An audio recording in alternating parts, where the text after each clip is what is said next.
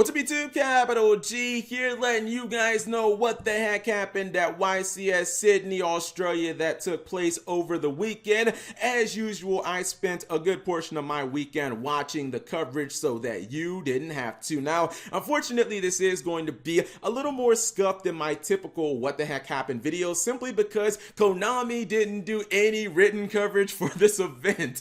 If you go to the coverage page for YCS Sydney, there is absolutely nothing here. I don't know if they didn't update it or if they forgot to upload it or if they just flat out did not do any written coverage, but there's nothing here. Now, luckily, I did watch the live stream over the weekend. This is actually the finals, but I did watch, I believe, about 5 or 6 rounds in day 1, and then I watched everything from top 32 on because I wasn't really sure what the favorite was going into this event. I personally feel like we have a big 3 in Yu-Gi-Oh! In fact, I honestly think that you can't make a legit argument, like you can't make an argument 100% for what is the best deck in Yu-Gi-Oh! Right now, not in the TCG. I don't think that we have a best deck in the format. I believe that we have a big 3. I believe that we have a tier 1 where you basically have kind of a rock, paper, scissors type deal. You got Sky Striker, Altergeist, and Thunder Dragon. And then I feel like there is a drastic drop off after that. In fact, let's just skip right ahead and I'll go back to this entries or, all the meta breakdown of what entry. But even when you look at the top cuts, you see Sky Striker and Thunder Dragon basically neck and neck. And this is top 64, not top 32. For those of you like, damn, Cap, those numbers seem inflated. You have Sky Striker and Thunder Dragon neck and neck when it comes to top cuts.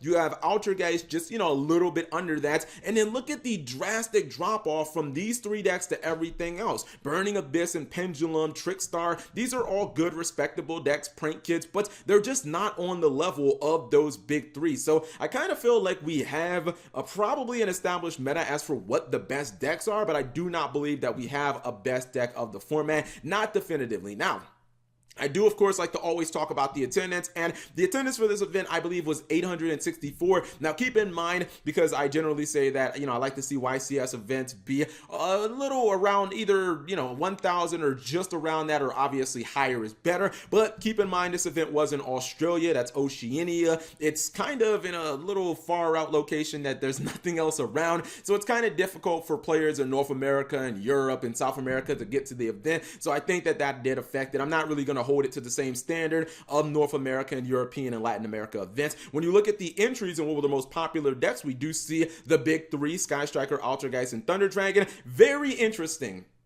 This one actually kind of was a pleasant surprise that I did not expect. Cyber Dragon was the 4th most popular deck, which I thought was incredible. You guys know that I did put Cyber Dragons as my 5th best deck of the format going into this, and it didn't end up making the top cut, but I do still feel like, Cyber Dragons fills that niche of going second. I don't think that any deck in Yu-Gi-Oh! Really wants to go second right now because getting your combos or getting set up as a control deck is simply too important, but Cyber Dragons want to take that challenge, get the extra card. You can play evenly match in the main deck, which was one of the premier cards of the entire weekend. Evenly match right now seems to be going in everybody's side deck. People are trying to counter it sometimes with Artifact Lancia, etc., etc. Now, this breakdown is amazing.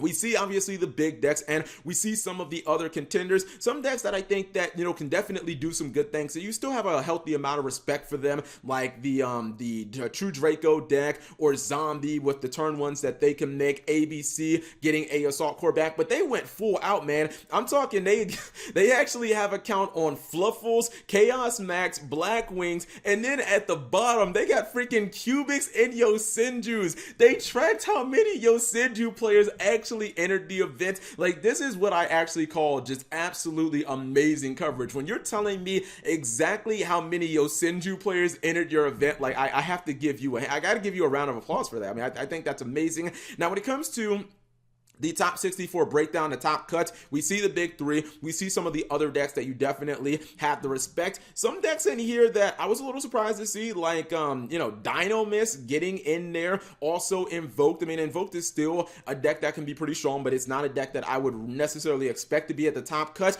But one deck I think that we have to kind of reevaluate our expectations for, because I think that people still talk about this deck like it's a top 3 deck in the game, and I'm guilty of this too. I put it as, I think, my 3rd slot going into the format. But let's talk about the Rhongo deck, because the Rhongo deck has absolutely underperformed. If you look at the last two events, they've both been hailed, I guess, on the eastern side of the planet. You know, YCS Milan, which obviously Prank Kids won, and then YCS Sydney, which Altergeist won. Rhongo only has two top cut finishes, guys. 2 top cut finishes out of what, 128 spots. Like, that's just not good enough. Now, this Rhongo player did actually get the, you know, the top 16, and I'll show you the deck list in 1 second. But Rhongo is a deck that a lot of us, you know, people are saying, this deck needs to be banned, X, Y, and Z, etc. But it's not doing better than, you know, even Burning Abyss. It's not doing better than Prank Kids. It's not doing better than fucking Zombies and Lightsworn at this point. So if you guys have any ideas as to why the Rhongo deck is so underperforming, I think the deck struggles so much going second. I'm all ears, but Rhongo as of right now, I kind of feel like we all have to take it out of our top 5. It just has not proven that it is top 5 worthy. Now, this is the Altergeist that ended up winning the event, and I think that this deck was basically kind of like, it was a slap in the face to what everybody said about Yu-Gi-Oh! In today's day and age, right? Because all I heard last year, 2018, Cap G, traps are bad, traps are slow, you can't run traps unless they're either literal hand traps, cards like, you know, Infinite and Permanent, or they can be activated turn 1 from the hand, cards like Red Reboot or Evenly Match. You can activate those without setting them. And then you look at, you know, Anor's list, which he played against 2 Thunder Dragons, and these duels did not really seem all that difficult. Yes, he had help from Floodgates with Rivalry of Warlords, but let's be real, when you're playing these decks, these control decks that run a lot of traps, Paleo Frogs, they run things like Mistake, they run things like Rivalry of Warlords, they run Floodgates to slow the combo decks down. I mean, you guys, this is 18 traps in the main deck. Almost half of his deck list is trap cards. I mean, he has a full-on Solemn Brigade, 5 different Solemns, he has Impermanence, he has multiple ways of stopping effects, he has Floodgates, he has other utility cards that are just Altergeist cards, Manifestation, Protocol. I think that this definitively tells us, like, trap cards are not dead in Yu-Gi-Oh! I've been kind of preaching that when I'm like, yeah, you should still run things like Lost Wind and Breakthrough Skill, and, you know, these cards can still be really good in today's Yu-Gi-Oh! People are like, Cap G, traps are bad, etc., etc. No. When you're running a combo deck, your ceiling is going to be extremely high, and the combo decks have way higher ceilings than the control decks. But if the control decks can get set up, obviously they're meant to slow the game down. Control decks and combo decks are polar opposites for the most part. This is Jesse Cotton's deck list, which I believe that Bowden Temek, who also made top 4 with Thunder Dragons, and Honor went through both of them. He went through 2 Thunder Dragon players back to back. You can see from this deck list, I mean, Jesse Cotton can get completely killed innovation here, man. The innovation is through the roof. Thunder Dragon players are now running so many different extenders that, you know, they're not so reliant on their Thunder Dragons per se. Like if you called by the grave, this one whose name I don't remember, this is the Monster Reborn guy. You know, sometimes regular Thunder Dragon players might have their turn shut down. Now, not so much, including so many danger monsters to get draws and monsters on board. Also, we got Grinder Golem, Mare, Destrudo, freaking Dot Scrapper. Shoutouts to Playmaker and Yu-Gi-Oh! Reigns, Glow Up Bull, Fairy Tale Snow, Mathematician, not even needing Solar Battery Man anymore. But the thing about it is, when you run all of these extenders, obviously your ceiling and your power goes up, but you don't have room for cards like hand traps. You don't have backer removal. So I kind of feel like, you know, the complaining right now about Altergeist is too OP, Cap G, cards like Rivalry need to be banned. I honestly don't want to hear it, because if you're not going to run any spell and trap removal, like, what do you think is going to happen when a player gets a Floodgate on you? And it can be Goes in Match, or it can be there can only be one, or Rivalry. You're just probably going to lose to that. Now, when it comes to some of the other decks in the top 16, I think it is kind of proven that we don't really need to go overboard with this banning of these kind of tier 2 Floodgates, because this was the Rhongo deck that actually made it into the top 16. And when you look at this deck on paper, I don't think he should really struggle that much going second. Like, this is something that I thought was genius, running Evenly Match in the main deck. I mean, if you go first and you get Rhongo, then you should win. The Evenly Match can be a dead card, who cares at that point? If you go second, Evenly Match them, and hopefully